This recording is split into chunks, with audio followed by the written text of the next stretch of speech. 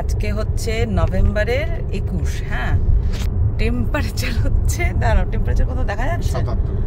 কোথায় দেখা যাচ্ছে? 77। এই যে দেখা যাচ্ছে কিনা জানি না। এই যে 77 কোথায় গেল? 77 ডিগ্রি। ঠিক আছে, তো এবার আমরা আসলে ক্লিভল্যান্ড থেকে এসেছি তো, ওহাইও। তো ওখানে তো এখন প্রচণ্ড ঠান্ডা, বরফও পড়ে যায়, হয়তো পড়েনি, কোনো বছর পড়ে না, কোনো বছর পড়ে।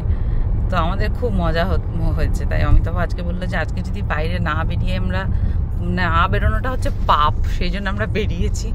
এমনিতেও সকালবেলা পাতা পরিষ্কার করে আমার প্রচণ্ড এই হাতে ফাতে প্রচণ্ড ব্যথা।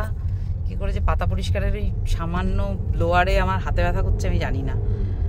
যাই হোক, তো যখন করছিলাম তখন কোনো ব্যথা নেই, পরেও কোনো ব্যথা করছিল না, কিন্তু আমি গ্লাস টাস ধরতে গিয়ে বুঝতে পারছি হাতটা কেমন দুর্বল লাগছে।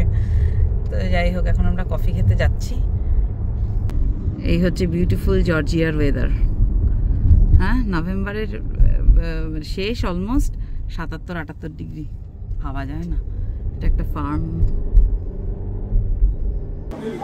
এইটা হচ্ছে শ্রীকৃষ্ণ। এইটা একটা কফি, এটা একটা কফি, আর আসছে দোসা। বাঙালি বাইরে বেরিয়েছে শুধু কি কফি খেয়ে ক্ষান্ত দেবে? দারুণ ওয়েদার, বাইরেও বসা যেত, কিন্তু দোসা নিয়ে তো আর বাইরে যাওয়াটা খুব একটা সুখকর অভিজ্ঞতা হবে না। অনেক চাটনি ফাটনি থাকবে, হাওয়া দিচ্ছে, দোসা উড়ে কারোর মুখে লাগলো, সেই জন্য আমরা ভেতরেই বসেছি।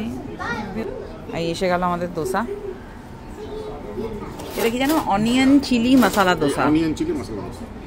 বেস্ট হচ্ছে এই চাটনিগুলো, যে কি ভালো খেতে। চলো টুট পারো। এই অবস্থা এখন আমাদের দোসার প্লেটের। এখানে নিচে একটা খুব সুন্দর ওরা দেয়। এখানে জর্জিয়াতে প্রচুর কলা গাছ আছে, সেই জন্য কলা পাতা জোগাড় করা কোনো মানে সমস্যা নেই। তা আমাদের অলমোস্ট শেষ হয়ে গেছে, কফিটাইটা শেষ হচ্ছে না। আসলে এই চাটনিগুলো টক তো, এই চাটনির সঙ্গে আমি কফি খেতে ঠিক ভরসা পাচ্ছি না। আমার কফির জায়গাতেই পড়ে থাকলো। আর আমরা দোসার প্লেটের এই হচ্ছে অবস্থা, পুরো চেঁচে পুচে সাফ, ভালো বানিয়েছে, ঝাল ঝাল। এবার একটু অপেক্ষা করে আমরা কফি খাবো। যে ভেতরটা এরকম সুন্দর। আলটিমেটলি কফিটা নিয়ে বাইরেই যাচ্ছি।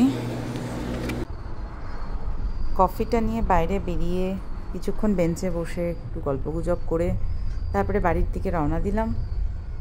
কুহুরো স্কুল থেকে আসার একটু সময় মানে হয়ে যায়নি, কিন্তু ওই আর 45 মিনিট পরেই ও চলে আসবে, তাই জন্য।